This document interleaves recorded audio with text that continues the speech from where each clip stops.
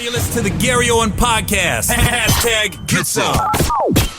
Hey, what's up, everybody? This is Gary Owen with the Get Some Podcast. As always, you can listen to this on iTunes or go to YouTube.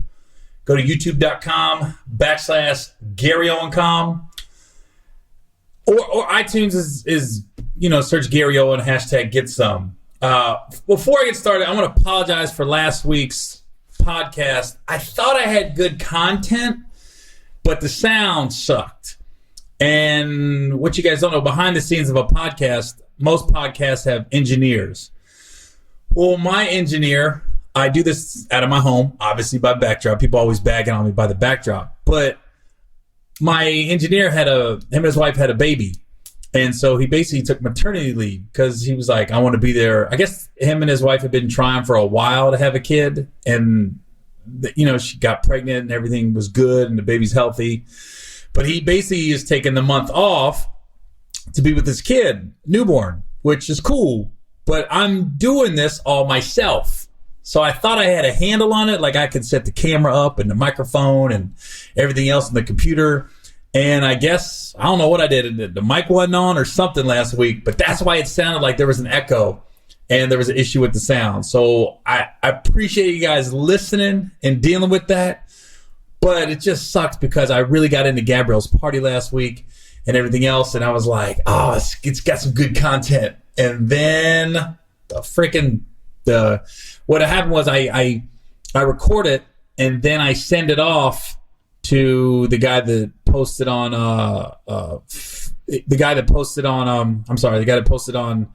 Instagram and iTunes and everything, and not Instagram, but iTunes and YouTube. And he's going to tell me, because I think your mic was off. I go, shit. So I completely shit the brick on that one. So I apologize for last week's sound issues. So listen, what I want to get into this week is a few things. First, let me start off with my tour schedule.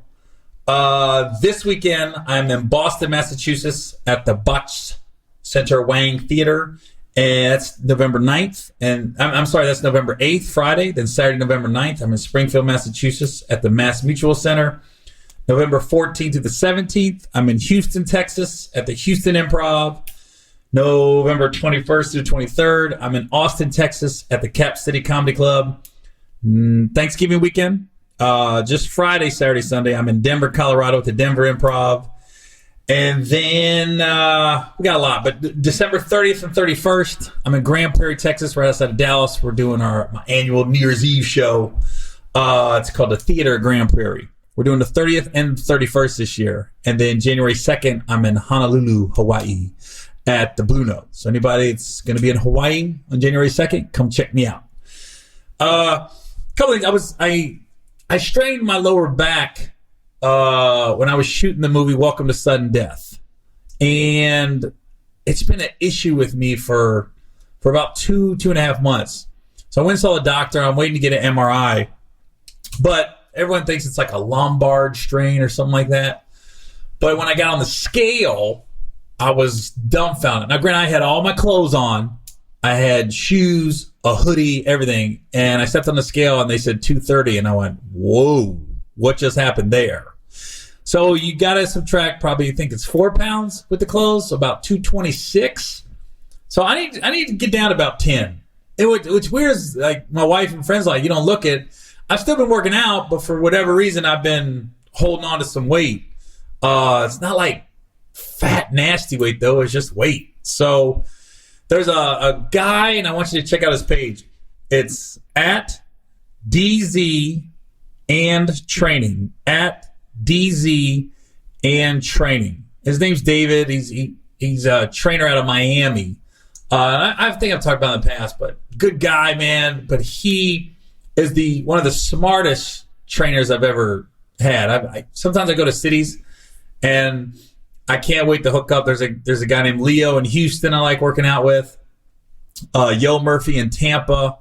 And then David. David's like the most knowledgeable guy, though. He knows everything about the body and mechanics and how it works. But he is crazy. So I go to get my check out my lower back. They tell me what my weight is.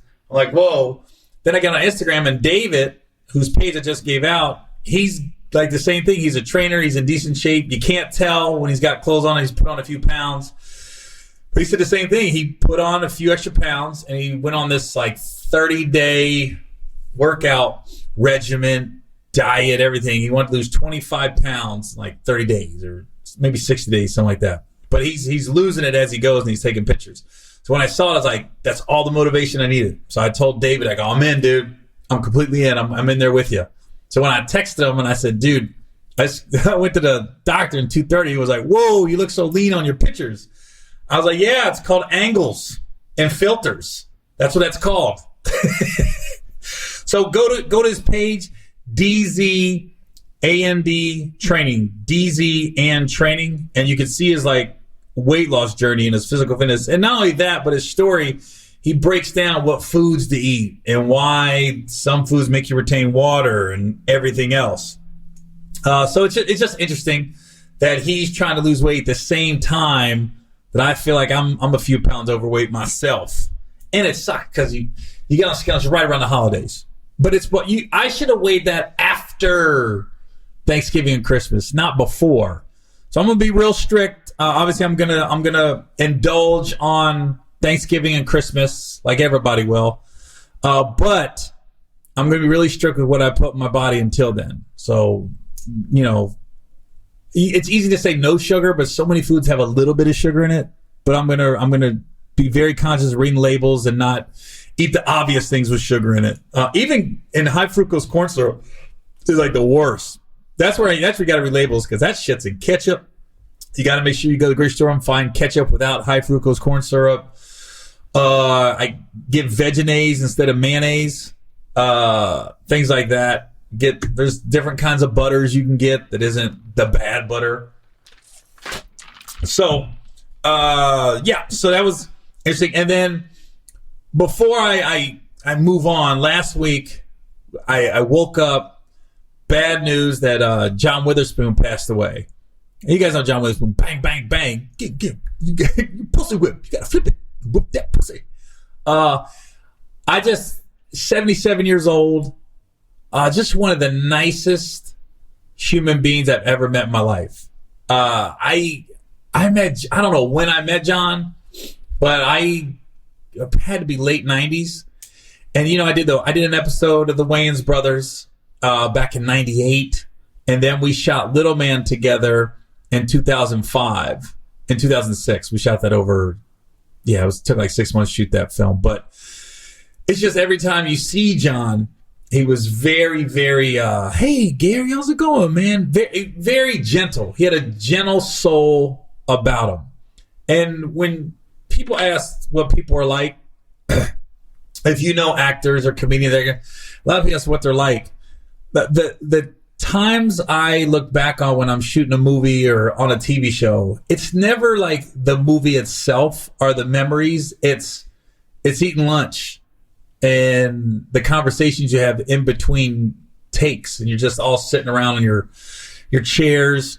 Sometimes it's cold on set. You're all bundled up in blankets, but just talking to John in between takes, and he had great stories. You know, came up with Richard Pryor and Robin Williams and the Friday movie, how that came about, and just everything. And he's one of those guys that if you see his career, he was a working comedian, a working actor through his 30s and 40s, but it was in his 50s that he started to flourish. It was Boomerang was the role that really, it was like, whoa, flip that pussy, and then Friday. So you're looking at two movies. Boomerang came out in 1992. So, 27 years ago. Wow, 27 years ago. So John was 50 when that movie came out. And then Friday came out in 95. So 53. And if you think of John Witherspoon, he becomes Pops. And nobody can ever really tell you a line or what movies he was in before that, even though he was in quite a few. And he goes back to the actors and comedians out there that might be in their 40s right now and feel like you haven't hit or haven't got that break or what's going on. It's like, look at John Witherspoon. Dude was in his 50s when he really, really hit. So he's one of those guys that just will let you know, don't give up chasing your dreams if you're in this entertainment business or whatever line of work, but especially entertainment business. God, and then, the Wayans brothers came along, and I felt bad for Marlon and Sean and Keenan, especially Marlon and Sean. That was their TV dad, but I mean, that was their second dad, really. All the time they spent with them and all the times they worked with them. And John was just he's one of those guys that you can't find too many people to have a bad word to say about John Witherspoon. He was just, I remember there was a guy, I can't remember, there was a guy I was talking to, but he said he was opening for John at a comedy club. And after the show, a lot of comedians, when you do comedy clubs especially, will have merch. So after the show, you'll hustle T-shirts, or used to be DVDs. I've seen comics hustle everything. I've seen coffee mugs, T-shirts, DVDs, CDs. I've seen socks. And then some people just take pictures. John was always one taking pictures with people. So after the show, it's $20 and get a picture with John. And what a lot of people don't realize is when comics do those meet and greets and we charge for pictures and be like, man, we just paid to see you and everything else. You also got to realize comics, we don't have to come out there. We don't have to do a meet and greet. We don't have to go out and take pictures with you guys. But when you do that, it's a meet and greet. It's a chance for you to meet a comedian and get a picture with them and a memory for the night that you can frame up or get a T-shirt to remember the night. See, I hustle T-shirts after my shows, but I always make sure my T-shirts aren't cheap. I pay extra because I want people to leave there going, that's a good T-shirt. They can wear it. They can wash it. It feels good. I wear my own T-shirts. So I remember a guy that was opening for John. I can't remember the guy, though. God, I wish I could remember. But he said, John was sitting there like, man, you got T-shirts? And the opener was like, yeah, but you're doing pictures and I don't want to step into your money and extra money. And John goes, man, you better get out there and hustle them T-shirts. And that's just the kind of person he was. He knew there was enough to go around for everybody. And he was generous because a lot of times the headliners make the call if an opener can sell merch or whatever they want to do. So John was like, man, you better get out there and hustle them T-shirts. He was just a nice guy. I mean, just bottom line, nice guy. It came so sudden. It was just, I mean, he was doing interviews like last week. But I tell you this, that's how you almost want to go as a comedian. You don't want to be that guy that like, you used to be a stand-up and then your health got bad and you couldn't travel and then you just stopped doing it. So now you're just living off the past and wishing you could be a comedian. I mean, John basically worked until the day he passed away. Don Rickles the same way, just telling jokes to the day he passed. And that's how you want to go, man. You just want to work. That's why I said in our line of work, we can do this forever. And hopefully your fans grow with you. And as you get older, your fans get older. And it is what it is. But that's how you want to go, man. You want to work up until the day you kick it. You just want to work. And John did that. So his life is not a tragedy at all. He's a success story. He got to be in hit movies. He was respected in this business. You can't say enough good things about John Witherspoon. And it's just that, and that's the things you're going to miss. The fans miss the on-screen persona. The people in this business, they miss the guy off the screen. Just the stories you share at lunch. And it was nothing deep, nothing I could share that'd be like groundbreaking. It's more just talking about his family and my family and how's the kids and what he went through and what was, how'd you get the call? I'm always interested in how people got the call or the audition process of how they got parts in movies or TV shows. And this guy was just a friend of mine he called, so I got on this, and this guy was this. It's just, ins and outs of this business. Those are the things that I like when I'm on set. You get to know people. It's the good and bad of doing movies with people, man. The good thing is you get to know people, you become friends and everything. The bad thing is a lot of times when the movies wrap, you don't have a lot of contact with a lot of people for a while because everybody moves on with their own lives. And in the entertainment business especially, it's a complete hustle. It's always a hustle. So you get done doing a movie with somebody, as soon as you wrap that movie, you're on to your next hustle. Just like they're on to the next hustle. They're out there calling their agent, manager, audition, trying to get another part in a movie. You're the same thing, so your careers are going this way. But when you're on screen, you get those parts. And John's one of those guys also, when you saw him, like, oh, John Witherspoon is in this movie, you're excited to see him on set. You're excited to be in his presence, and his energy was good. So to his son, his family, man, just know you had a good human being, and he was a productive member of society. And that's what you want at the end of the day when your life's over. You want people to talk good about you, your legacy to be positive, and just an all around good guy. I could keep going on, but just a good guy. That's what they should put on his headstone. Just a good guy is what they should put. A good guy.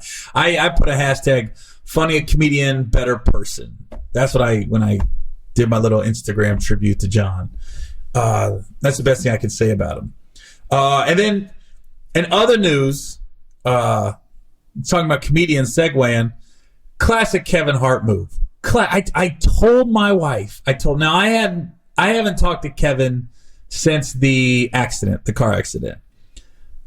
But I've talked to his inner circle, his guys. And they all said he's doing fine, he's good, he's going to come through it, And so I told my wife, she goes, why didn't you think he's posted anything in a while? And I go, I bet you he's videotaping all of it. He's videotaping his rehab, everything that comes with it. I said, and he's probably in a brace. And I go, I bet you he doesn't want to make any public appearances or anything till he's out of the brace. And sure enough, Kev does this video of talking about the car wreck, the rehab, how God told him to slow down. And sure enough, you see the videos. He's in a brace.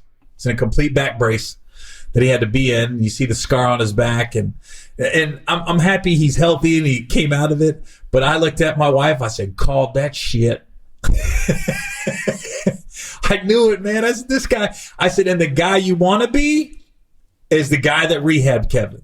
The doctor and the physical therapist that helped rehab Kevin Hart. Those are the people about to get to business. Might get a TV show out of it. Mark my words. Whoever his doctor was, the spinal doctor or the physical therapist that had to rehab Kevin back, watch how many talk shows that physical therapist is about to be on. Watch how it might get a TV show. Might be Dr. Oz followed by the physical therapist that rehabbed Kevin Hart. That's the power of Kevin. I ain't mad at him either. Hell, get yours. But I said it. I said, and then when he makes that video, when Kev makes the video, and it really is a dope video, the way they set it up, and Kevin's doing the voiceover. It's dope. It's really good. I'm sure most of you have seen it. But I told my wife, I said, now Kev's gonna say, he's gonna do an interview, and in the interview, he's gonna say things like, I didn't want to be on social media. I want to focus on rehab, family. And when in the video, when you see him saying, God told me to slow down, Kevin goes, it gave me a chance to refocus on my career and my family and what's important. I was like, it's coming. I know. Not stupid. And that's what he should say. That's smart, and it's probably how he feels. But I told my wife, I knew it.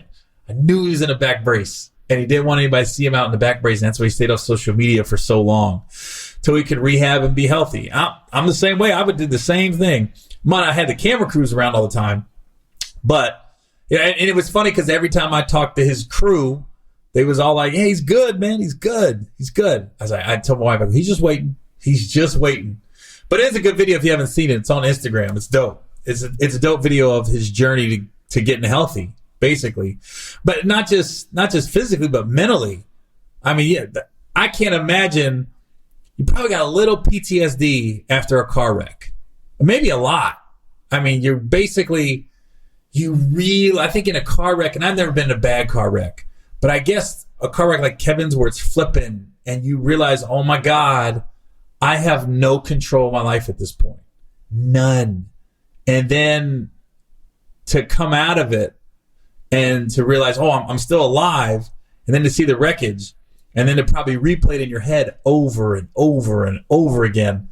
probably it's one of those things that makes you realize how small you are in the big scheme of things, and how, like Kevin said in his video, everything can change in a second. You got everything going for you, life's good, moving, and then boom. I'm sure he's dealing with a little bit of PTSD after a car wreck like that. How could you not? How could you not? I can't imagine a car flipping like that, and in your brain you're going, oh my God, one flip, one hit of a tree the wrong way or anything as you're going down that embankment and your life's over. Or your life's changed as you know it. Because when you're talking about dealing with a back and vertebrae, your spinal cord's right there. I mean, I bet you that doctor said he missed being paralyzed by that much. I couldn't imagine. Okay. Last week also, I'm going to get into a white portion of the show. The Washington Nationals won the World Series in a Game 7 where it was crazy. The road team won every game. And it's one of those things, like I'm a huge Cincinnati Reds fan, but I won't just go to a baseball game unless the Reds are playing. Unless it's the World Series or the playoffs. And then I watch it. I watched all 7 games as much as I could, unless the night games and I was working. But it's one of those things where Houston and DC are two of my favorite cities in the country. I love both cities. Both cities are big comedy towns. They come out and support. And it was hard for me to root for either team. I'm just kind of watching it going, I don't know who I want to win. It's like whoever was losing, I wanted to win and then come back. But what a great World Series, man. What a great World Series. And since you guys probably are sick of me talking about baseball, I'm going to cut off right there. Just a great World Series. That's it. But the thing about sports is, I was watching last week, and the two brothers, the Bosa brothers, one's on the LA Chargers and one's on the San Francisco 49ers. There's these big old white dudes. Both went to Ohio State, and they both were players of the week last week. One was AFC Defensive Player of the Week. One was NFC Player of the Week. And here's the thing about the Bosa brothers that gets me. They're both freaks of nature. Joey and Nick Bosa. Just freaks of nature. All DNA. I mean, their mom and dad, you see their mom and dad, you see where they get it from. They've probably been lifting weights since they were 10. But the thing that's funny about the Bosa brothers, when Nick, I'll make sure I got the right. Okay. Nick is arguably the most promising defender, one of the most talented teams. Okay, so Joey is on the Chargers, right? Did I get that right? Let me make sure I got this right. Joey. Okay. Yeah, okay, so Joey's on the Chargers. I always get it mixed up. Nick is on... Hold on, Joey's... Nick is on the 49ers. So Joey's on the Chargers. Nick's on the 49ers. So when Nick got drafted this year by the 49ers, a lot of people try to make a big stink about him being a Trump supporter. He said things on his Instagram about pro-Trump, blah, blah, blah, blah, blah. Made a big stink about it. And like, this is the thing about sports. Politics is one thing. Being animate about certain things is another. If you an avid sports fan, especially football, everything gets forgiven if you can ball out. And Bosa's balling out for the 49ers. And you got California, one of the most, liberal states in the country, if not the most. And you see people all the time, like on street corners and everything else, anti-Trump, blah, blah, blah, blah, blah, blah, blah. So now you got a guy who's pro-Trump, who has been on social media talking about it. And then when he got drafted, they was like, is this going to cost fans and everything else? The dude's balling so much, I ain't heard nobody say nothing about Bosa in his politics. In a sport that's 70% black. All them brothers, if you can ball, nobody gives a shit. That's what I'm figured out. So politics are funny, man. I've only seen, like, I remember when Barack was running in 2008, and every black person was Barack, Barack, Barack, Barack. If you weren't voting for Barack, especially in sports, I think most of the people that weren't, they kept it to themselves, except Jared Allen. Jared Allen was the only guy I saw. He was playing for the Minnesota Vikings. They were asking guys who they were voting for. Every brother said Barack, and then Jared Allen goes, oh, John McCain, that's my man. John McCain, man, I'm all about McCain. Brothers didn't say nothing to Jared. Two reasons here. One, I think it's okay to disagree with people and still get along with them. I think too many times we get the whole, if you support this cause or this person, you're a bad person. But once you get to know people, I got quite a few friends. Not quite, I got a few friends that are low-key Trump supporters. Low-key. And not so much, they don't agree with everything he does, but they like what he's doing for the country. And we'll have heated discussions about it. But they're still my friends. And that's the thing, that nothing, I would never put them out on Front Street, their names or anything like that, but we have avid discussions. My wife has had avid discussions with a few of these friends that I got. And it gets heated, but they're good people. They're our friends, and it is what it is, and we still are cordial, and everything's cool. And I think with someone like Bosa, comes in, team guy, people get to know him on a personal level, and then they realize, oh, okay. So that's why the teammates are like, because you always hear football teams, it's a brotherhood, man. We brothers in here. Because you go into battle in football more than any other sport. Basketball, baseball, you're not going to battle with the guys. You're playing with teammates. Football, you're going to battle. It's so physical. You could hurt somebody bad. They could hurt you. That's a battle. But Bosa, you ain't heard nothing because he can ball. And I don't know about the older brother. I don't know about Joey, but I know they made a big fuss. A few people made a big fuss when he got drafted about some of the tweets he said in the past. And to me, I took it as I didn't give a shit. Like I said, if you can ball, everything's forgiven. I'm letting you know. Like everybody remembers when Joe Mixon got drafted by the Bengals, people kept saying he had that incident in Oklahoma his freshman year, and people kept saying, is that going to lose fan base? And I'm like, dude, if he can ball, everything's forgiven. And Joe's been absolutely no problem. Since that incident, his freshman year of college, which is 6 years ago now, Joe Mixon has no problems with anybody.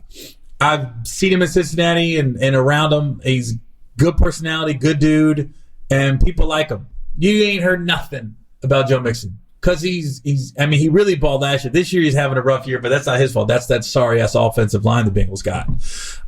But same thing. All's forgiven. I ain't heard a peep about his Instagram or his political views since he's been on the 49ers. Because the dude's balling out of control.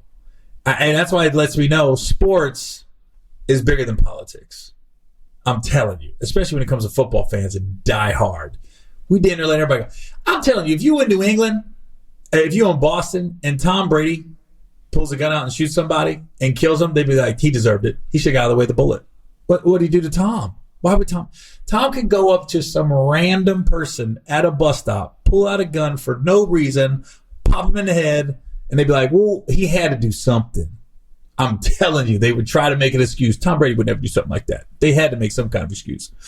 I'm telling you, there's people that make you. Hell, people tried to, when Aaron Hernandez went through all that shit, people did not want to believe it. There are still people you would see on the internet that were like, I'd love to see him back on the field. I'm like, really?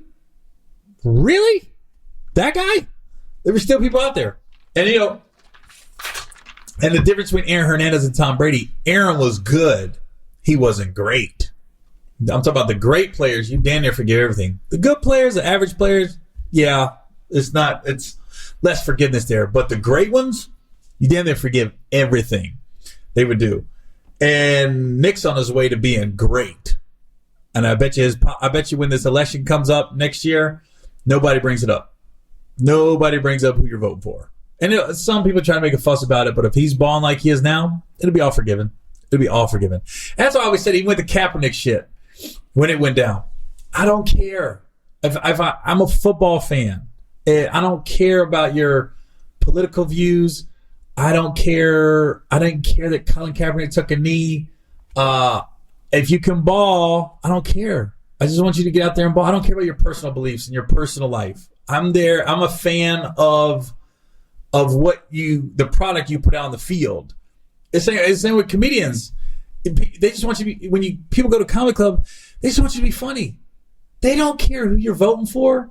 They don't care about your whatever, blah, blah, blah, what you do off stage. If you're funny, they just want to laugh. That's all they want to do. If you ain't funny, then people get, they're not happy with your stance on this and this. But if you're funny, you kind of get away with anything as a comedian, if you're funny. So, anyways, what else I want to talk about? Oh, a couple weeks ago, I was talking about something race related. I can't remember. And something about fighting. I don't know. But it reminded me of growing up. I went to a predominantly white high school. And I remember, here's an incident. I was something about fighting. Somebody asked me if I've been to fight. Oh, I got a message on social media where I got sucker punched one time back in 2008. I was in Detroit, Michigan, and I've talked about on stage before, but I got sucker punched, and I don't even know why I got punched. I just got punched. I've been hit 2 times in my life. I've been hit for no reason at all, no fault of my own. One time I was at a place called the Crazy Horse in Washington, D.C. I was in the Navy, and a big bar fight broke out. Huge. It was a big Marine hangout. And it was like Roadhouse, not quite. Like there kind of was a fight there almost damn near every night at the Crazy Horse. And you got it was 18 and over. So you got a young testosterone filled military guys that are getting around females, but they're still running 10 deep into a club, which is never a good idea, fellas. And anybody out there in their early 20s, teens about to hit clubs, always go to club with like 2-3 guys tops. Because I think when you go to a club, the goal is to come up, meet a girl, get a number, blah, blah, blah. I think when you go 10 deep, it's very hard. You limit the odds tremendously. For one, you got competition. 2, you kind of come in as a pack. And I think girls kind of, whoa, get away. I find more often than not, girls are quick to talk to a guy that's kind of by himself, or you can get a one-on-one conversation going. So don't go deep like that. But this was a night a bar fight broke out. And there was shit flying, and I'm out of it. I have nothing to do with this bar fight.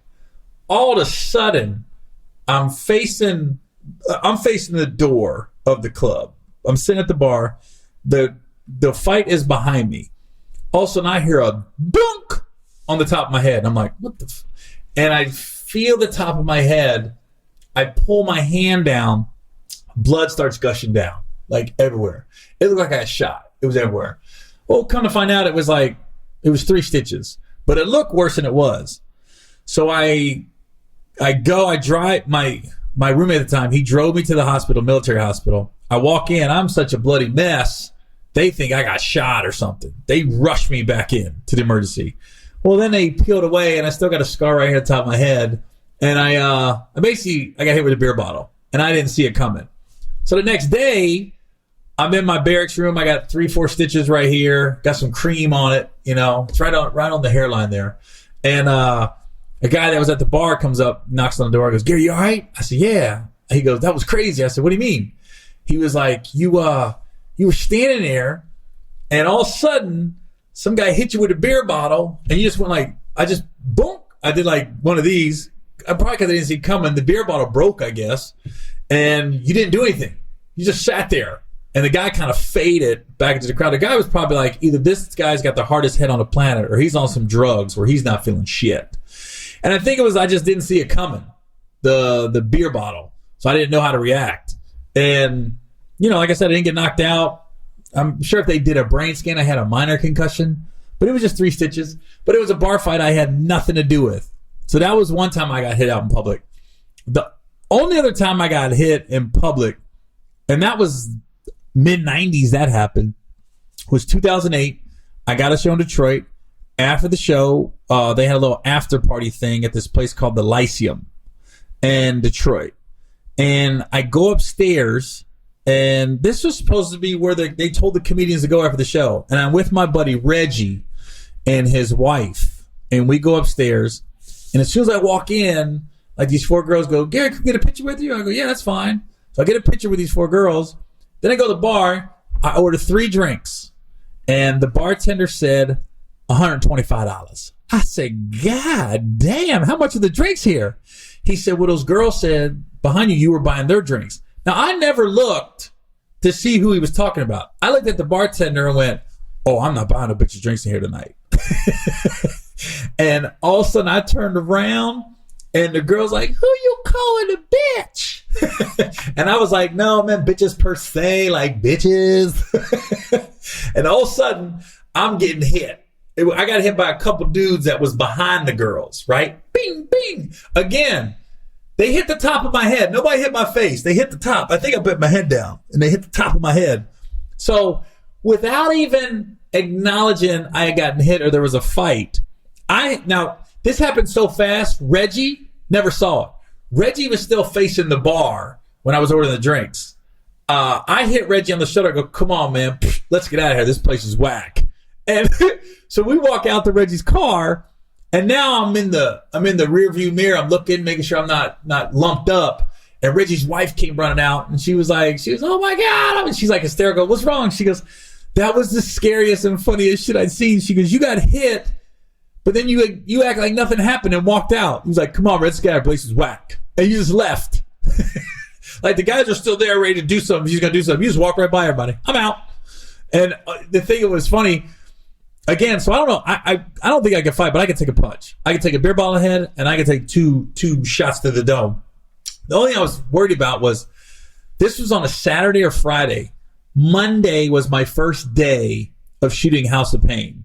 And I didn't want to show up with black eye and beat up to Tyler Perry's compound.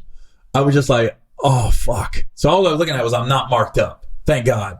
Now, I will say somebody must have caught me in my lip because I bent down, so I think I got caught a little bit, and then the hand got caught up here because the next morning I ordered some orange juice, and I took a sip, and that acid hit my lip, and I went, motherfuckers. God damn, that shit stung. So then I was like, fuck Detroit, fuck Eminem, fuck Kid Rock, fuck the Lions, fuck the Tigers, fuck the Pistons, fuck the Bad Boys.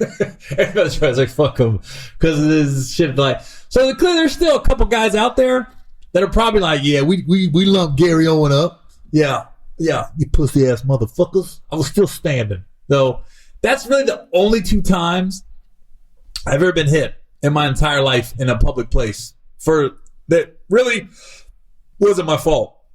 DC had nothing to do with me. And then what do you call it? Detroit, yeah, maybe I shouldn't have said bitches, but still, I was just like the bartender. Oh, I'm not buying bitches drinks here tonight. And the girl, that was their fault. They were trying to get over like, yeah, Gary's gonna pay for our shit. No, I ain't. I don't know you at all.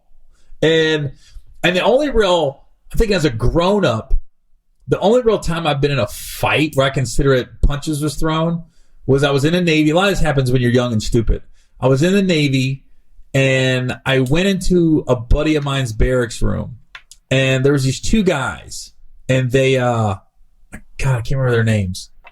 Anyways, there was 2 guys that used to hang out in the room a lot. So I go over there and there was a guy, he was from Miami. He was about 6'6". You got to realize when I was in the Navy Honor Guard, everybody was over 6 foot. Most of the guys was between like 6'2" and 6'4". Most of the guys. So, and everybody was in good shape. So everybody in this barracks, we looked like a walking basketball team. There was about 100 guys, all between 6'2" and 6'4". This guy was 6'6". This guy was really tall. Black dude from Miami. And he was always hanging out in these guys' rooms also. It was like the hangout room. There's always those rooms in the barracks where everybody just kind of hangs out. They got the Sega. Back then it was Sega. And, they always had movies and DVD, all that shit. Anyways, so their room was the hangout room. So I remember I said something that was like a joke. And as a comedian, people laugh at my jokes. Before I was a comedian, I could make a joke and dig on people. 90% of people laugh. Some people take the digs personal. This guy took this dig personal. And all I said was, it was so minor. I was just like, man, I think the guy's name was Tyler. Yeah, it was Tyler. That was his last name. I was like, damn, every time I come here, I'd be thinking Tyler's going to have a third bed. Because all the barracks rooms were kind of open, and you had roommates, so everybody had two different beds. I said something like, I'm waiting for Tyler to bring his bunk in here and just set up because he's here so much. So I remember Tyler going, man, why you always talking shit about me? I don't do shit to you. Why are we talking shit? And then the motherfucker stole on me. Beep! And I was like, what? So now it's one of those things. Never really been in a real fist fight as a grown man. And I remember I didn't even think. It was just a reaction. I hit him back. It was like he hit me, and then I hit him back immediately. Now, when I hit him, I think it shocked him. And not that I hit him and it was like some badass knocked him out one punch.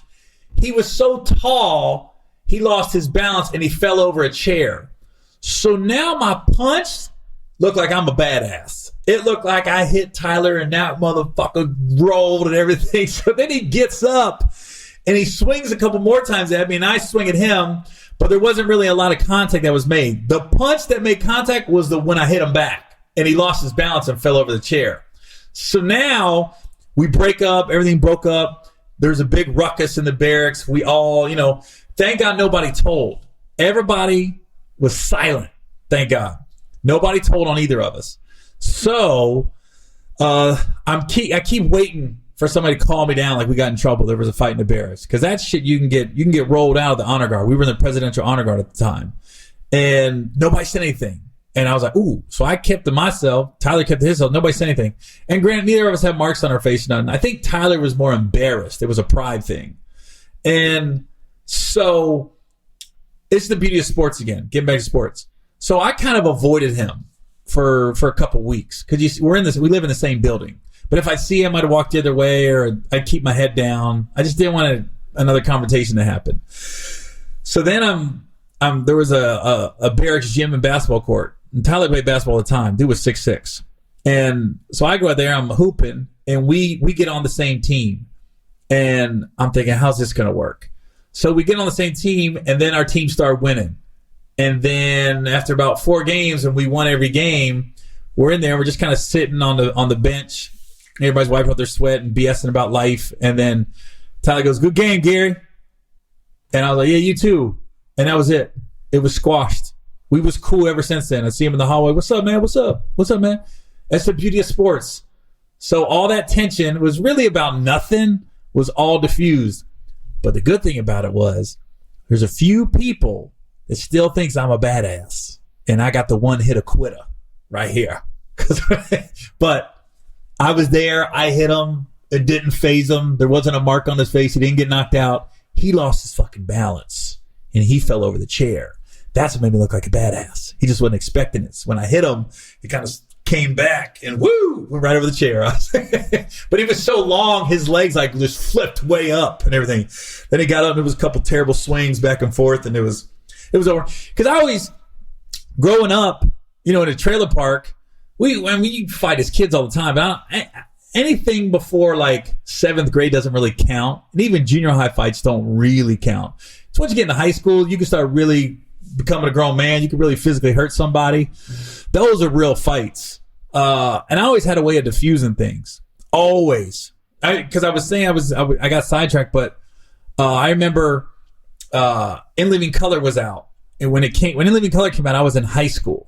So it came on Sunday nights, and I always come to school on Monday, and I'm quoting everything off In Living Color. And I had a buddy, I've talked about before, Derek Callahan, my buddy Derek. We had Spanish class together, and we'd always be cutting up about In Living Color the night before. And I remember the bell rang, we're leaving class, and I'm quoting something I heard on In Living Color the night before.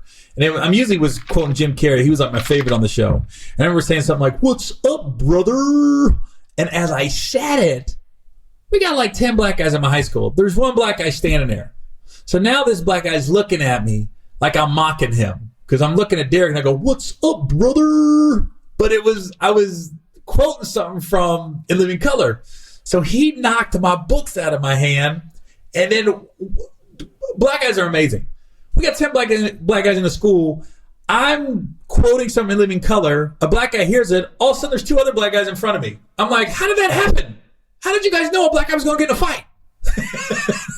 So now I got 3 brothers looking at me, and I literally diffuse. I go, guys, I was quoting something from In Living Color last night. Thank God they watched In Living Color too. Because it's like, what? I go, I was quoting the white dude. I didn't know Jim Carrey's name at the time. I go, the white dude, when he said that. I go, I was talking to Derek about that scene last night in the TV show. They was like, oh.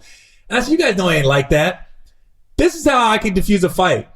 Not only did everybody start laughing because I was quoting it, they helped me pick my books back up. Because the dude knocked the books out of my hand. My books went over there. So now I got the 3 brothers picking up my shit with me, and they handed me my books back. And we're all laughing on the way to the hallway. I said, come on, man. You know I'm not like that. He goes, yeah. He goes, it threw me, man. That fucked me up a little bit, Gary, because you a cool motherfucker. I was like, yeah. I go, who's quoting In Living Color? He goes, oh, yeah, I saw that shit, man. I go, yeah, I was just quoting the thing. It got diffused immediately. But I always had a way of diffusing fights. But I thought the funny shit was everybody was helping me pick my shit up. The same guy that knocked my books out of my hand was helping me pick my books up and give them back to me. But I was like, I ain't gonna lie, man. I had the sweat beads popping on my forehead. I go, ah, shit. Am I about to get jumped in front of the whole school? That's worse, getting jumped in high school or getting beat up in high school, because then you got to go back and you got to see everybody every day. If you got beat up at a bar, you ain't got to see them. You ain't got to go back to that bar. You probably won't see those people ever again. When you get beat up in high school, that sucks because you got to go right back. And if you come across with a badass, all that shit's gone at that point. There was a couple times I saw guys get their ass kicked in high school, and I looked at them completely different after. I'd be looking at them like, I'm not scared of you anymore. You're not a bully to me. And the one thing about my high school, I saw 2 bullies get beat up, which made it even better.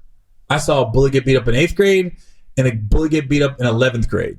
And they were straight up bullies. Dickheads, assholes, anything you want to call it. And they got their asses handed to them. I was like, oh, and I was so glad I was there to see it.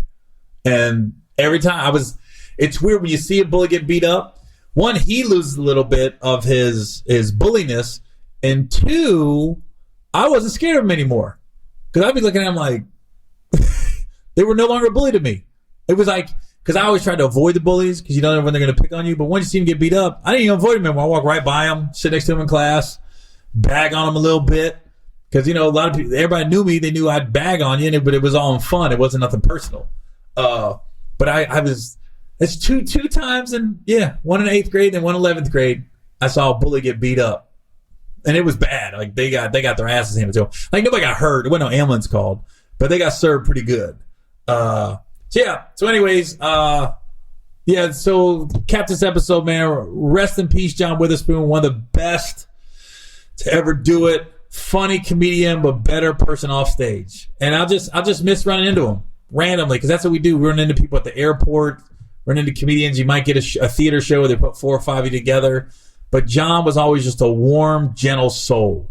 And I'm just, like a lot of comedies, just going to miss him. Just miss me around him a little bit. So anyways, this is Gary Owen with the Get Some Podcast. If you want to listen to my podcast, just go to iTunes, search Gary Owen, #GetSome.